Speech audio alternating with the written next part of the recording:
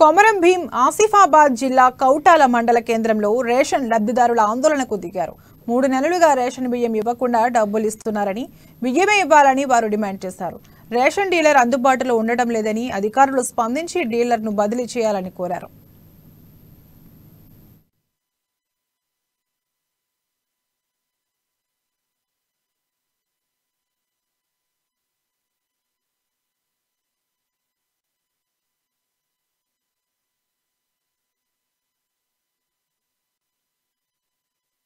Cycle పోగొట్టితే బియ్యం దొరుకుతలేదు, బియ్యం దొరికితే సైకిల్ దొరుకుతలేదు. ఇక ఉపాసం ఉంది.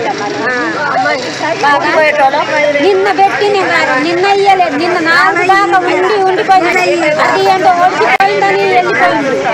పొద్దున అత్త నేను అనుకుంటూ పోయింది. బండి ఎక్కి మళ్ళీ అడిగినైతే పొద్దునత్త అమ్మ అనుకుంటాను, ఇంకా అత్తలేడు కదా.